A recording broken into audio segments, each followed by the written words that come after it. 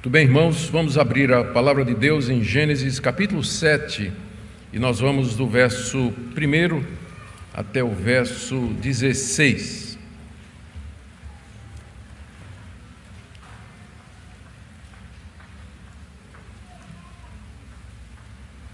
Gênesis capítulo 7, de 1 a 16. Diz assim a palavra de Deus: O Senhor disse a Noé: Entre na arca, você e toda a sua família, porque reconheço que você tem sido justo diante de mim no meio dessa geração. De todo animal puro, leve com você 7 pares, o macho e sua fêmea. Mas dos animais impuros, leve um par, o macho e sua fêmea. Também das aves dos céus, leve 7 pares, macho e fêmea, para se conservar a semente sobre a face da terra. Porque daqui a 7 dias farei chover sobre a terra durante 40 dias e 40 noites, e farei desaparecer da superfície da terra todos os seres que fiz. Noé fez tudo como o Senhor lhe havia ordenado. Noé tinha 600 anos de idade, quando as águas do dilúvio inundaram a terra. Por causa das águas do dilúvio, Noé entrou na arca, ele com seus filhos, a sua mulher e as mulheres dos seus filhos. Dos animais puros, dos animais impuros, das aves e de todo animal que rasteja sobre a terra, entraram para junto de Noé na arca, de 2 em 2, macho e fêmea, como Deus havia ordenado a Noé. E aconteceu que depois de 7 dias vieram sobre a terra as águas do dilúvio. No ano 600 da vida de Noé, aos 17 dias do 2º mês, nesse dia, romperam-se todas as fontes do grande abismo, e as comportas dos céus se abriram, e caiu chuva sobre a terra durante 40 dias e 40 noites. Nesse mesmo dia entraram na arca Noé, os seus filhos, Sem, Cã e Jafé, a mulher dele e as mulheres dos seus filhos. Entraram eles e todos os animais segundo as suas espécies, todo o gado segundo as suas espécies, todos os animais que rastejam sobre a terra segundo as suas espécies, todas as aves segundo as suas espécies, todos os pássaros e tudo que tem asa. De todos os seres em que havia fôlego de vida, entraram na arca de 2 em 2 para junto de Noé. Eram macho e fêmea os que entraram de todos os seres vivos, como Deus havia ordenado a Noé. E o Senhor fechou a porta da arca. Até aqui a leitura da palavra de Deus, queridos. Vamos orar mais uma vez para que Ele nos ilumine na compreensão da passagem.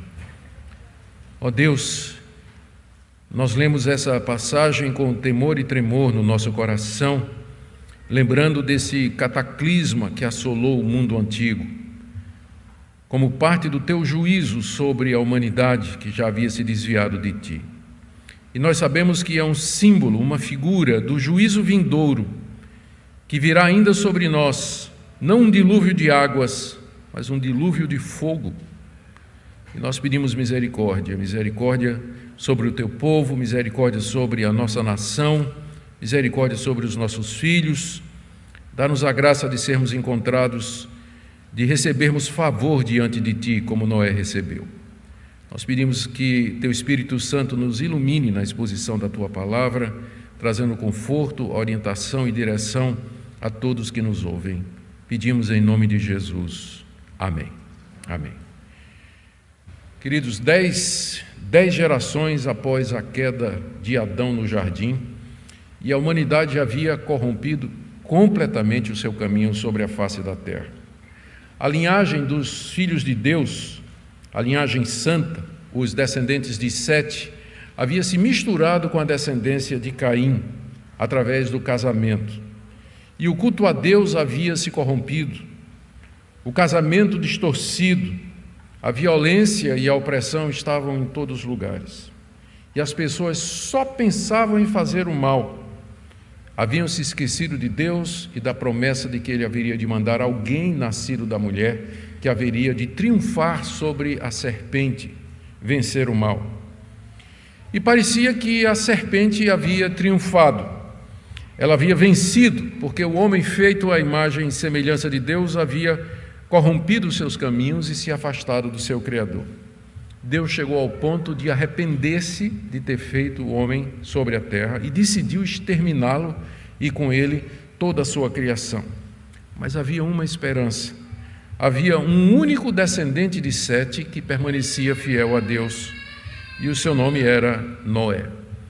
Deus ordenou que ele construísse uma arca, uma barca de madeira impermeabilizada com betume, conforme nós vimos na mensagem anterior, porque ele haveria de destruir o mundo com um grande dilúvio de águas, e Noé e sua família deveriam se salvar através daquele barco.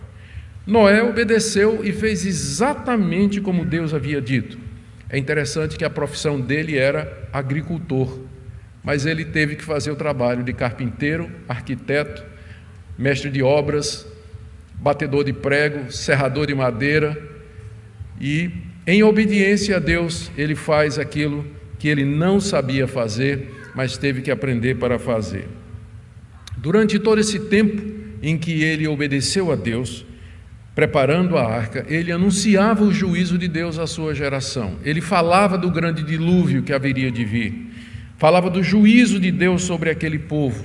Nós vimos na última mensagem que Pedro nos diz na sua segunda carta que o próprio Cristo, pelo Espírito, na primeira carta, o próprio Cristo, pelo seu Espírito, falava àquela geração, aqueles espíritos aprisionados pelo pecado, através da pregação de Noé. Mas agora o tempo havia acabado, a hora do juízo tinha chegado. Na mensagem de hoje nós veremos a ordem que Deus deu para Noé para embarcar, ele, sua família e todas as espécies de animais e aves que havia naquela época. Vamos ver então, em primeiro lugar, a ordem que Deus dá a Noé, que está aí no verso 1. O Senhor disse a Noé: entre na arca, você e toda a sua família, porque reconheço que você tem sido justo diante de mim no meio dessa geração. Quero fazer 3 observações aqui nesse primeiro versículo. A primeira é que essa ordem veio cerca de 1 século depois de construção e pregação e 7 dias antes do dilúvio. Quando Deus primeiro falou a Noé para preparar a arca, ele tinha 500 anos. E agora ele tinha 600 quando a ordem chegou: você tem que embarcar, você, sua família e todos os animais. Durante aqueles anos, 100 anos em que Noé trabalhou e pregou a palavra, ninguém daquela geração se arrependeu. Ninguém se converteu dos seus maus caminhos. Ninguém ouviu a voz de Cristo falando pelo Espírito através de Noé. Noé era o único homem justo na face da terra naquela época. Segunda observação é que essa ordem para entrar na arca, para salvar-se, foi dada a Noé, mas incluía a sua família, porque Deus sempre tratou com os crentes e seus filhos. Ele fez a nossa raça solidária, nós somos descendentes da mesma raiz, todos nós somos filhos de Adão e Eva. Há uma solidariedade, somos parentes, ainda que distantes, por assim dizer, fazemos parte da mesma raça, e Deus sempre nos tratou coletivamente. Não anula a individualidade, mas o que eu faço afeta meus filhos, afeta meus vizinhos, afeta meus amigos, afeta a igreja. Quando Deus me abençoa, as pessoas ao meu redor são abençoadas. Quando eu peco, o meu pecado afeta quem está ao meu redor. Deus sempre nos trata como raça, como família, como grupo. Embora o fiel fosse Noé, e nós vamos ver que nem todos os filhos de Noé andavam nos mesmos caminhos de Noé, veremos isso mais à frente, entretanto eles foram abençoados, porque eram filhos desse homem temente a Deus, porque a aliança de Deus era com Noé e com os seus filhos. A ordem então foi para que ele e sua família entrassem na arca. E a minha terceira observação aqui no verso 1 é a razão que é apresentada aqui pela qual Deus mandou Noé e sua família entrar na arca. Porque reconheço que você tem sido justo de mim no meio dessa geração. A razão pela qual Deus mandou Noé entrar na arca é que Deus observava e via cada pessoa. De toda aquela geração, ele viu que somente Noé era justo, como ele diz aqui. A palavra justo, ela expressa toda a piedade de Noé, toda a sua devoção a Deus. Significa que Noé fazia o que era certo diante de Deus, enquanto os demais não faziam.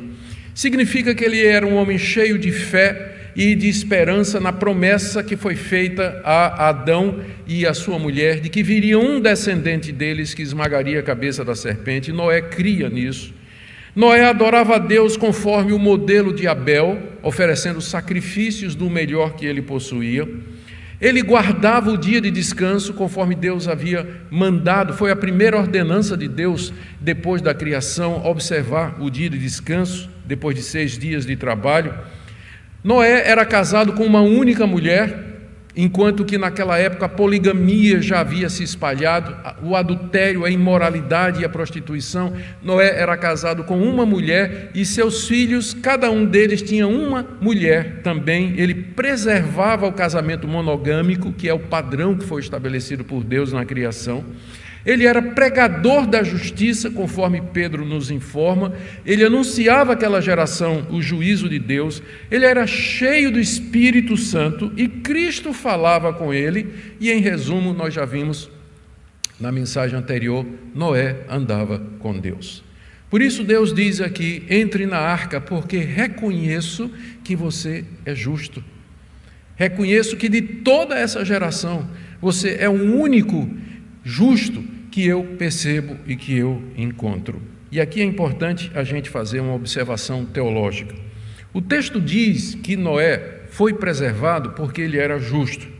Contudo, o contexto geral nos ensina que ele era justo somente pela graça de Deus.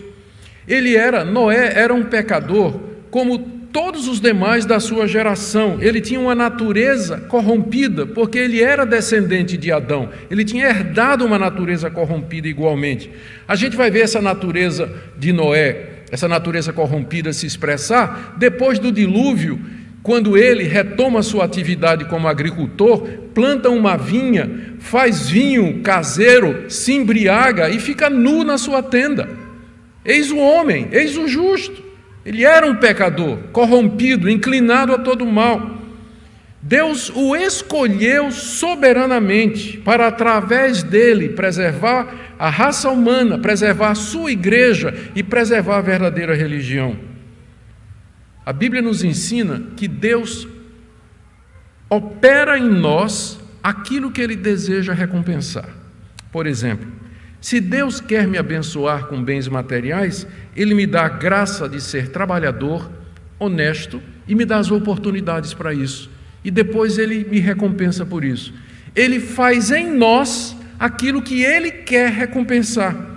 De forma que está certo dizer as duas coisas. Eu prosperei porque trabalhei e mereci o que ganho. E também está certo dizer, foi Deus que me abençoou para que eu prosperasse. As duas coisas andam juntas. Noé era justo diante de Deus, por isso Deus disse: você vai entrar na arca. Mas ele era justo porque antes disso a graça de Deus já havia operado em seu coração e distinguido Noé de toda aquela geração corrupta, senão ele estaria no caminho dos cainitas, como todos os outros. E o mesmo é verdade hoje a meu respeito e ao seu. Se alguma coisa somos, se Deus nos abençoa, Ele nos abençoa da seguinte maneira: eu tenho visto que você tem andado nos meus caminhos, que você tem sido fiel. Eu vou lhe abençoar financeiramente, vou lhe abençoar na sua família, vou lhe abençoar nos seus relacionamentos, vou lhe dar paz e tranquilidade, porque você tem sido fiel. E a gente no coração diz: sim, Senhor, mas eu sei que se eu sou fiel, é só pela tua graça, é só pela tua misericórdia. Deus salvou Noé porque Noé era justo. Mas Noé era justo porque antes disso Deus já o tinha salvado, pelo seu Espírito trabalhando no coração de Noé. Portanto, está certo dizer as duas coisas, como o texto nos diz. Vamos para o segundo ponto. Essa foi a ordem, verso 1. Vamos ver agora a determinação que Deus faz quanto aos animais puros e impuros a serem embarcados na arca. Pode parecer uma questão técnica, mas tem várias questões teológicas envolvidas aqui, do verso 2 até o verso 4. Deixe-me fazer algumas observações. A primeira delas é que quando Deus diz a Noé que ele deveria encaminhar para a arca animais e aves de 2 em 2, com exceção de animais puros e aves puras, que iriam de 7 pares, ele diz que o alvo era, veja aí o verso 3, para se conservar a semente sobre a face da terra. para se conservar a semente sobre a face da terra. Essa expressão, para se conservar a semente da terra, ela é ampla o suficiente para incluir três coisas. Primeiro, que Deus quer dar continuidade aos seres vivos que ele tinha feito, para se preservar a semente sobre a terra. Então, vamos levar os espécimes para dentro da arca. A prova disso é que mais adiante, nós vamos chegar lá, no capítulo 8, quando termina o dilúvio, que sai todo mundo da arca, olha o que Deus diz no verso 17, Noé, faça sair os animais que estão com você, tanto aves como gado, todo animal que rasteja sobre a terra, para que povoem a terra, sejam fecundos e nela se multipliquem. O que é que você lembra quando lê essa passagem? Lá de Gênesis 1, quando Deus criou os seres vivos e disse, se povoem, multipliquem e enchem a terra. Agora ele repete o mandamento para Noé, dizendo, solta essa bicharada toda aí no meio do mato, deixa eles crescerem e se multiplicar, para que a terra seja povoada outra vez. Então, quando ele diz, Noé, deixa esses bichos entrar na arca, é porque ele quer recomeçar a sua criação. Na verdade, ele quer dar continuidade à criação que ele havia feito. A expressão também, preservar, se conservar a semente sobre a face da terra, significa que Deus desejava ter animais para sacrifício nos cultos ao seu louvor. Noé adorava a Deus oferecendo animais em sacrifício, que era o que a linhagem dos setitas fazia, que vem desde Abel, contraste o culto de Abel com o culto de Caim, e que Deus tinha ensinado a Adão quando cobriu Adão com uma vestimenta de couro, de pele, certamente de um animal que o próprio Deus havia sacrificado. Então, desde Adão, estava certo que o culto verdadeiro a Deus era através do sacrifício de animais, mas não de todo tipo de animal. De qualquer forma, Deus queria preservar o culto a Ele depois do dilúvio. O dilúvio não terminaria a verdadeira religião, ou nem daria início a uma nova, mas representaria a continuidade daquilo que Deus revelou desde o início. A gente vê isso aqui, se você quiser abrir comigo, no capítulo 9, verso 3, a gente vai chegar lá, quando Deus diz a Noé, tudo que se move e vive servirá de alimento para vocês. Assim como lhes dei a erva verde, agora lhes dou todas as coisas. E também, você pode ver comigo, no capítulo 8, verso 20, Noé levantou um altar ao Senhor e, tomando de animais puros e de aves puras, ofereceu holocaustos sobre o altar. Então, se você seguir o meu raciocínio, você percebe que Deus tinha três objetivos em preservar os animais. Primeiro, preservar a criação. Tanto é que na saída da arca ele diz, vocês agora, ele repete a ordem que ele deu na criação. Segundo, ter animais para o seu sacrifício, que foi exatamente o que Noé fez quando saiu da arca, sacrificou a Deus esses animais. E terceiro, para que Noé e sua família tivessem o que comer quando o dilúvio acabasse. Noé era agricultor. Daqui que o dilúvio passasse, a terra secasse, ele lançasse a semente à terra e esperasse o trigo brotar, ia tudo morrer de fome. Então ele levou os animais que entraram na arca, não todos, a gente vai ver, eles serviriam de comida para o homem. Alguém então deduz que antes do dilúvio não se comia carne.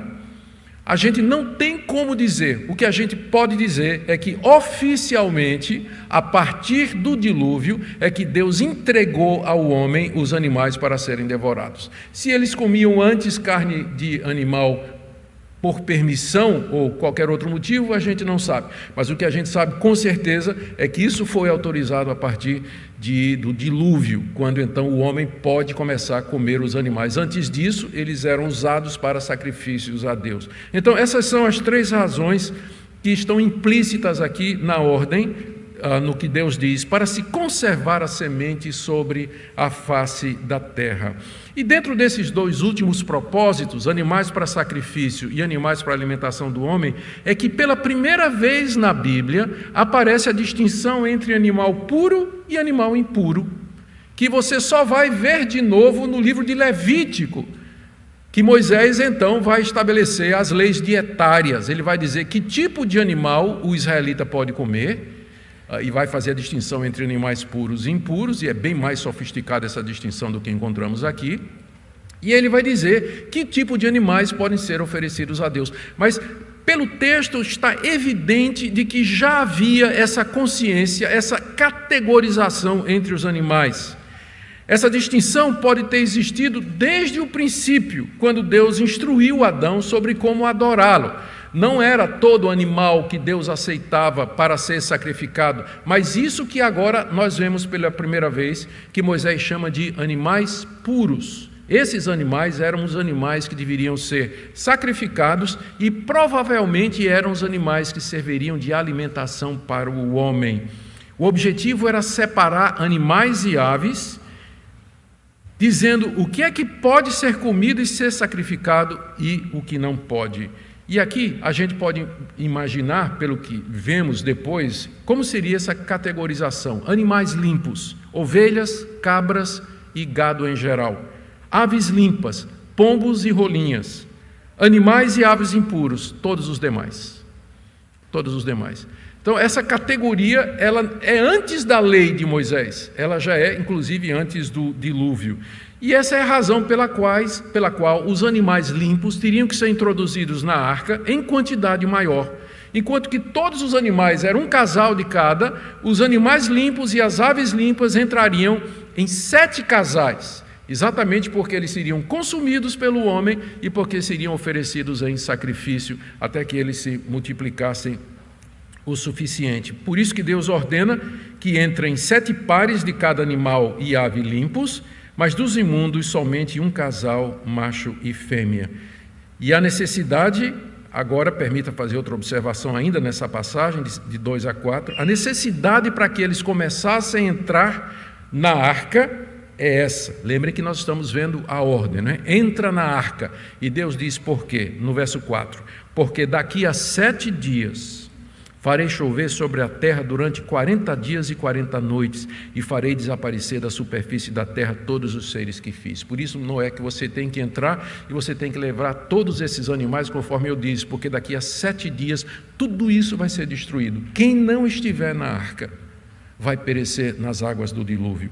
O dilúvio começaria em 7 dias. Por que 7 dias? Tempo necessário para carregar a arca e encher com todos aqueles animais. Um tempo de luto sobre um mundo que haveria de perecer. Última chance para aquela geração. 7 dias. E Noé começa a embarcar. O dilúvio, Deus diz aqui, deveria durar 40 dias e 40 noites.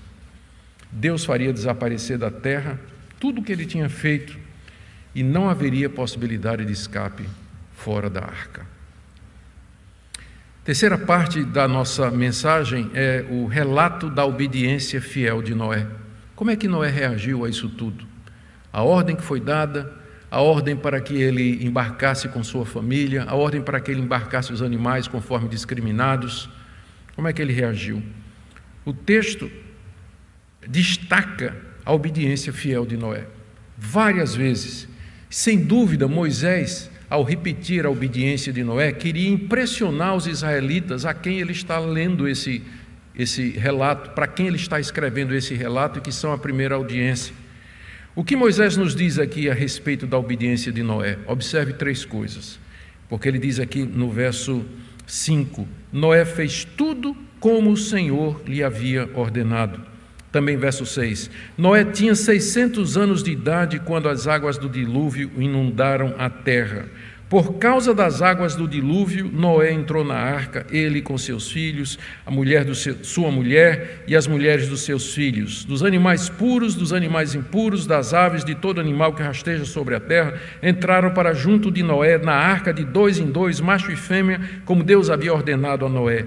E aconteceu que depois de 7 dias vieram sobre a terra as águas do dilúvio. Esse texto todo nos fala da obediência de Noé, e eu quero destacar 3 coisas aqui que Moisés fala sobre a obediência de Noé. Primeiro, que ela foi exata e precisa. Moisés diz o tempo todo, Noé fez exatamente como o Senhor havia ordenado. Ele não aumentou, ele não diminuiu, ele não foi como Eva, que acrescentou o mandamento de Deus, e nem como Adão que quebrou o mandamento de Deus, mas Noé obedece a Deus precisamente, e esse é o ponto aqui, esse é o ponto, a obediência fiel e exata de Noé. Lembre que Moisés está falando essas coisas para os israelitas, que receberam a lei de Deus e que iam entrar na terra, e que a condição para eles permanecerem na terra é que eles obedecessem a palavra de Deus. E Noé é colocado aqui como exemplo de obediência da aliança e do pacto. Ele fez tudo como Deus mandou, inclusive levando os animais, como diz aí os versos 8 e 9. Segundo, que a obediência de Noé não esmoreceu com os anos. Não é sem razão que aqui está dizendo, Noé tinha 600 anos de idade quando as águas do dilúvio inundaram. Ele, quando recebeu a ordem, tinha 500. Você já pensou? 600 anos, fazia 100 anos que ele tinha recebido aquela ordem. E durante esse tempo a velhice não enfraqueceu o seu propósito, a idade avançada não trouxe desânimo nem fraqueza, mas ele perseverou 100 anos em obedecer a Deus. E nós não conseguimos perseverar um dia nos nossos propósitos, no desejo de servir a Deus, em fazer aquilo que a gente sabe que é certo. A gente estabelece propósitos, geralmente isso no início do ano, né?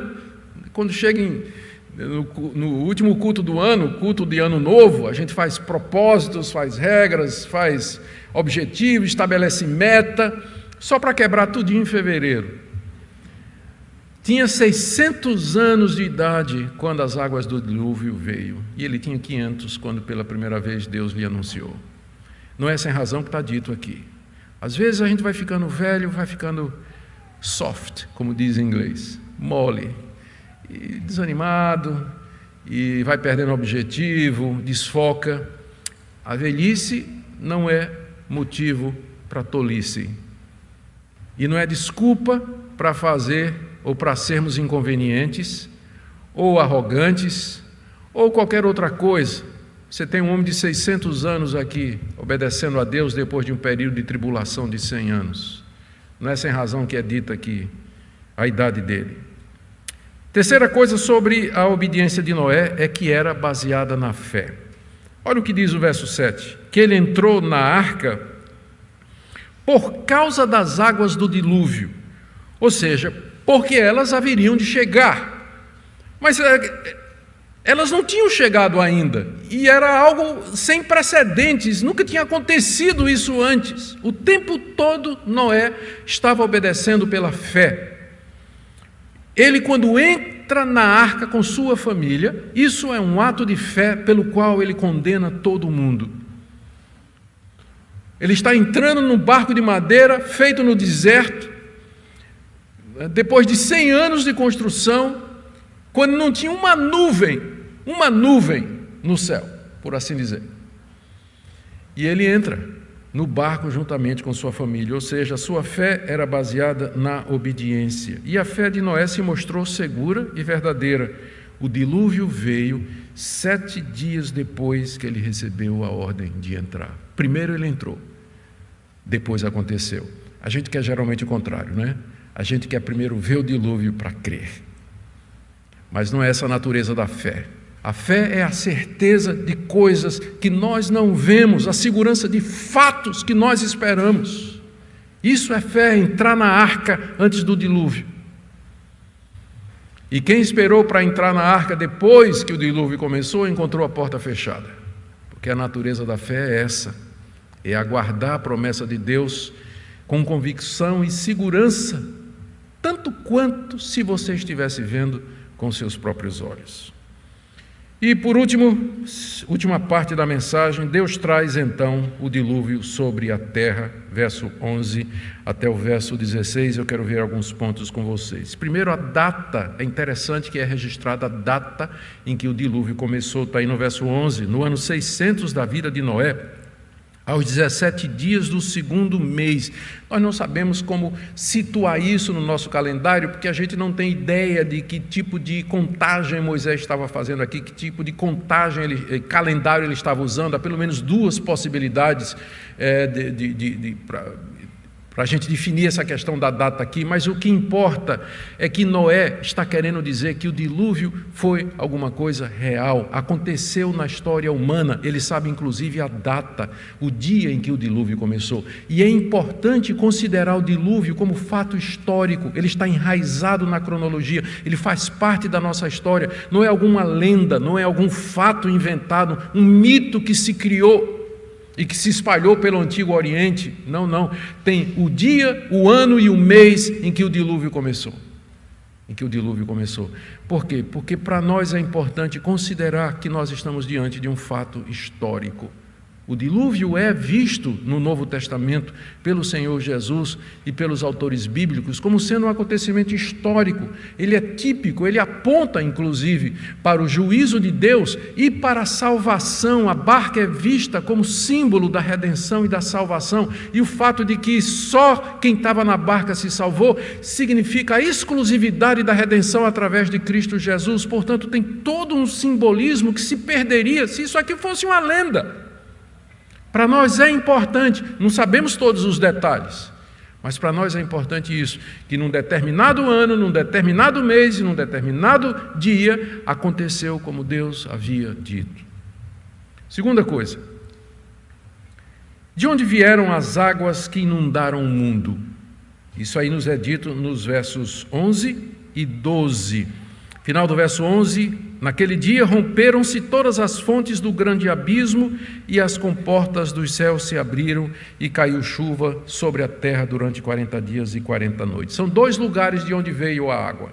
Primeiro, as fontes do grande abismo, significa os rios subterrâneos, as fontes subterrâneas, os lençóis de água que Deus havia colocado debaixo do céu e que nós lemos o relato da criação no segundo dia, Gênesis capítulo 1, no verso 7. Deus faz a separação entre as águas de cima e as águas de baixo. As águas de baixo eram exatamente os lençóis de água, os rios subterrâneos, as fontes subterrâneas que a gente sabe que tem e que de longa data existe. Deus fez então com que aqueles rios eles subissem, aquelas águas então elas vazassem, elas como um geyser, como um vulcão de água, elas explodiram e começaram a encher a terra. E aí de cima também abriram-se as comportas do céu, diz Moisés, e as águas acumuladas nas nuvens desceram em temporais seguidos durante 40 dias e 40 noites. Deus aqui desfez aquela separação que ele fez no segundo dia. No segundo dia está dito que Deus criou o firmamento e separou as águas de cima e as águas de baixo, colocou cada uma delas no seu devido lugar. Agora Deus desfaz isso e as águas se misturam outra vez e volta ao caos do início. No princípio criou Deus os céus e a terra era sem forma e vazia, e o Espírito de Deus se movia sobre a face das águas. A massa caótica, líquida, que Deus então começa a separar. Agora Deus desfaz a ordem que ele tinha feito, e as águas de cima e de baixo se juntam para destruir o mundo que Deus havia feito com tanta beleza e com tanta alegria. É daí que vieram as águas do dilúvio. E temos a relação dos que entraram na arca. Está aí no verso 13 a 16. Noé e sua esposa, seus filhos Sem, Cã, Jafé e suas esposas, e todos os animais e aves segundo as suas espécies, gados que rastejam na terra, aves, pássaros e tudo que tem asas. A relação está aí bem detalhada. Diz aí que todos os seres viventes vieram e entraram na arca de dois em dois, sem dúvida trazidos por Deus. Da mesma forma que Deus trouxe os animais para que Adão lá no jardim desse nome a eles, Deus agora traz os animais conforme ele havia dito até Noé, que os faz entrar na arca de par em par para cada espécie e 7 pares para as espécies de animais e aves consideradas puras. Veja o destaque aqui, não sei se você percebeu, o destaque para a expressão macho e fêmea, aparece 5 vezes na passagem que nós lemos. Entre os animais, macho e fêmea, 5 vezes. Por que esse destaque? Porque indica de que maneira Deus queria dar continuidade à sua criação E segundo, mostrando que esse é o caminho normal e natural para a continuidade não só dos animais, mas da raça humana. É macho e fêmea.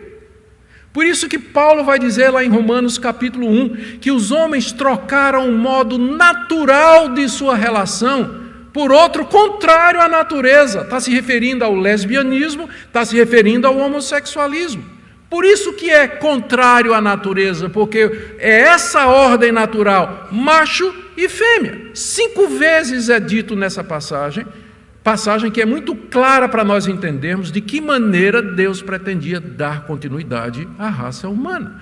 E era exatamente através do casamento heterossexual, da união heterossexual. Era assim que deveria acontecer.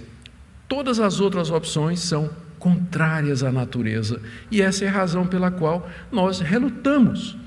Nós temos dificuldade em querer de alguma maneira sancionar, legitimar ou achar que é normal e natural padrões que são divergentes da Bíblia de maneira tão clara para nós. Tão clara para nós, é uma questão de consciência mesmo, nossa.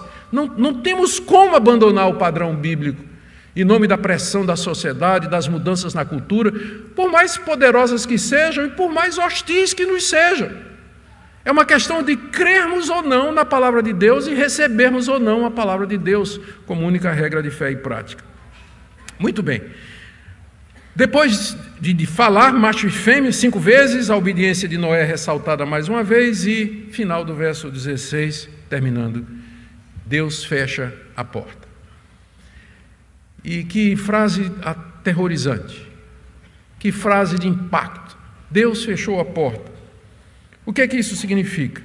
Para mostrar que Ele estava no controle. Ele fecha a porta e que ninguém pode abrir. Que Deus fecha, ninguém abre. Para mostrar que Noé e os seus estavam debaixo da sua proteção. Para evitar que alguém saísse.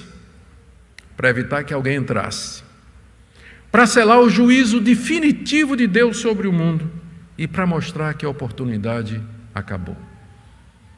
Fica imaginando a cena, Noé e todo aquele zoológico entrou na arca, Deus fecha a porta e a multidão rindo, zombando lá daquele velho estranho, né? Velho estranho lá que durante um século ficou batendo prego lá, fazendo aquela barca que ninguém sabe para quê. De repente o céu começa a ficar escuro. O que é aquilo no céu? Está escuro. Não, é só uma nuvem. Só uma nuvem. E aí começa a pingar. Ué, de onde está vindo essa água? E aí o pessoal começa a ver. Será que foi gente lá bater na porta da arca? Será que foi gente lá, correu, bateu na arca? Arrependimento tardio. Por isso que a Bíblia diz, buscai ao Senhor enquanto se pode achar. Invocai-o enquanto está perto. Deixe o ímpio seu mau caminho e busque ao Senhor, que se compadecerá dele. O que é que Moisés queria ensinar aos israelitas, queridos, e o que é que nós podemos aprender? Eu juntei aqui alguns pontos que eu queria trazer. Primeiro, que Deus observa, reconhece e recompensa aquele que é justo diante dele. Nós somos reformados. Nós cremos na soberania de Deus. Nós sabemos que todo dom, toda dádiva, toda obra perfeita vem de Deus. É dele que vem, inclusive, a fé. Mas a Bíblia é igualmente clara em dizer que Deus recompensa a fidelidade, Deus recompensa a justiça, Deus recompensa a retidão e aqueles que andam nos caminhos de Deus. E Deus observa e Deus vê. E Deus se agrada disso. E Deus abençoa quem procede assim. Deus reconheceu que Noé era diferente dos demais, o texto nos diz isso, e abençoou juntamente com sua família. Da mesma forma, e agora é o que o que Moisés queria ensinar aos israelitas, da mesma forma, os israelitas que fossem fiéis e justos e que fizessem a vontade de Deus seriam abençoados na terra onde Deus os havia de introduzir. A obediência à aliança, então, era necessária. E a lição para nós é exatamente essa, meus amados. Deus continua observando os que andam nos seus caminhos, os que são sinceros de coração, os que querem agradá-lo, os que buscam fazer a sua vontade. Não passa despercebido diante de Deus a oração do justo, A oração do sincero de coração, as aflições do temente a Deus, Deus as vê e Deus atenta e Deus os livra no tempo certo. Não vamos deixar a doutrina da graça de Deus, da soberania de Deus, da eleição e da predestinação, anular essa verdade igualmente bíblica. Que Deus observe que Ele recompensa a fidelidade, a justiça, a integridade, a generosidade daqueles que são seus. Também uma segunda coisa que entendo que Moisés aqui queria mostrar aos israelitas, lembrando sempre do cenário, não é? Moisés está ensinando sobre Deus ali nas planícies de Moabe, em frente de Jericó, do outro lado do Rio Jordão. Ele quer mostrar que aquela distinção entre animais e aves, puros e impuros, não é alguma coisa que Moisés inventou, mas é alguma coisa que já vem desde o início. Quando Moisés conta esse relato do dilúvio, Deus já tinha dado leis dietárias e referentes a animais puros e impuros para a nação de Israel. Mas a origem dessa distinção é o próprio Deus. E aqui vocês estão lembrados de alguma coisa que nós enfatizamos bastante no relato da criação. Deus é um Deus de distinções. Ele é um Deus que faz distinções. Ele separou as águas de cima das águas de baixo, Ele separou a luz das trevas, Ele separou o homem do restante da sua criação, Ele é distinto da sua criação, Ele faz distinção entre o certo e o errado, e agora Ele faz separação entre animais puros e animais impuros. Por quê? Porque Deus queria inculcar na mente dos israelitas que existem distinções na criação, no mundo, que existe o certo e o errado. E você pode pensar, mas por que isso é importante? Porque o mundo em que eles viviam era um mundo relativista. A gente chama de monismo a visão, a cosmovisão dos antigos povos orientais. O monismo é a ideia de que toda a realidade está contida no mesmo círculo, que tudo é igual. Deus é igual ao homem e o homem é Deus. Deus é o mundo e o mundo é Deus. Eu sou um com os animais e os animais são um comigo. O certo e o errado são apenas dois lados da mesma moeda. Vocês todos estão familiarizados com aquela logomarca do monismo, que é um círculo onde tem duas amebas, né? Uma preta e uma branca, ao contrário, mas juntas no mesmo círculo. Quer dizer o seguinte: o bem e o mal coexistem, são dois lados da mesma moeda, estão no mesmo círculo. E a visão cristã é oposta a isso. Para nós existe diferença entre o bem e o mal, entre o certo e o errado, entre homem e mulher, entre o homem e a criação e entre Deus e o mundo. Na verdade, o mundo funciona com base em distinções. E não confundam o que eu estou dizendo com preconceito, com racismo ou qualquer outra coisa. Não é isso que eu estou falando. Vocês estão entendendo o que eu estou falando. Existem distinções. Não existe distinção de raça na Bíblia entre brancos e negros. Isso aí é invenção do homem caído. Mas existe distinção entre a raça humana, brancos, negros, amarelos, vermelhos, todos, e os animais. Nós somos distintos deles, todos nós. Mas a Bíblia fala a respeito dessas distinções, é importante a gente lembrar isso. É por isso que, mais uma vez, a gente reluta em se enquadrar numa visão de mundo moderna, onde essas distinções estão sendo apagadas. Não tem mais distinção entre macho e fêmea, ou entre homem e mulher. Não tem mais distinção entre Deus e a natureza é adorada como se fosse Deus. Muitos defensores da ecologia, eles tornaram a ecologia uma religião em si mesmo, adoram a Mãe Terra, como se fosse divina. Nós não vamos nos sujeitar a isso, porque é contrário à perspectiva divina. Terceira lição que queremos tirar daqui. Moisés ensina aqui que Deus planejou continuar a sua criação e a busca de um povo para si após o dilúvio. Por isso que ele preservou Noé e os animais. E os israelitas eram os continuadores disso. Eles eram os portadores das promessas, eram portadores da aliança. Deus haveria de dar aquela terra diante da qual eles estavam, para que ali eles preservassem o culto a Deus, conservassem a esperança até a chegada do descendente da mulher. E hoje nós vivemos 3.600 anos, 4.000 anos depois que esse relato de Moisés foi feito. E nós olhamos para trás e vemos como Deus cumpriu fielmente tudo isso. E nós sabemos que a semente da mulher já veio. Na plenitude dos tempos, Jesus, o Filho de Deus, se tornou um entre nós. E ele esmagou a cabeça da serpente na sua morte na cruz e na sua ressurreição. E ele gera um povo antigo, que vem desde Adão, que é a sua igreja, que é você e que sou eu. Fazemos parte desse povo antigo. É o povo mais antigo da terra. Esse povo espiritual que anda nas pisadas da fé de Noé, que confia em Deus como Noé confiou. Por último, eu quero falar sobre a natureza da fé e o que significa crer em Deus e fazer uma aplicação. Noé começou a construir a arca, se preparando para um evento que nunca tinha acontecido antes. Ele entrou na arca com os seus antes do dilúvio começar. O mundo da época, imagina, isso aqui é só minha imaginação, o mundo da época deve ter se reunido ao redor da arca para debochar, zombar, escarnecer, ridicularizar aquele pregador incômodo, entrando com um zoológico inteiro no enorme barco de madeira. Pode imaginar o ridículo da visão e o deboche da multidão? Noé, entretanto, ficou firme como que vendo o invisível. Ele ficou firme, ele não se abalou. E era isso que Moisés queria ensinar aos israelitas, que o nosso relacionamento com Deus sempre será pela fé. Sempre será pela fé. Deus quer que você creia primeiro. Se você espera ser como Tomé, eu quero ver para poder crer.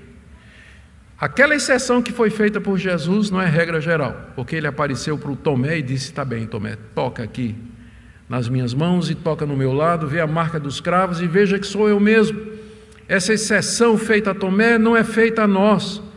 Deus quer que nós creiamos sem ter visto, que nós aguardemos sem que tenha chegado. E era assim que os israelitas tinham que esperar a chegada da semente da mulher. E é assim que nós vivemos hoje, aguardando o retorno do nosso Senhor Jesus Cristo. Eu não vejo o Cristo exaltado à direita de Deus. Eu não vejo o novo céu e a nova terra. Eu não vejo a vida eterna. Eu não vejo Deus. Eu não vejo os anjos. Eu não vejo a igreja triunfante, glorificada no céu. Eu não vejo nada disso. Mas eu espero pela fé. Eu aguardo em plena confiança, porque essa é a natureza da fé salvadora, exemplificada em Noé. E minha pergunta para você nessa manhã é exatamente essa: é assim que você crê? É assim que você se relaciona com Deus? É assim que você espera nele, aguardando, firmado nas suas promessas, o novo mundo que haverá de vir, onde habita a justiça? Que Deus renove a fé dessa igreja, que seja uma igreja firmada na palavra de Deus, segura nas suas promessas, que viva na expectativa da chegada final e definitiva do Filho da mulher, da semente que já esmagou a cabeça da serpente e que vive e reina para todo sempre. Amém. Fiquemos em pé, queridos, e vamos orar, encerrando essa mensagem.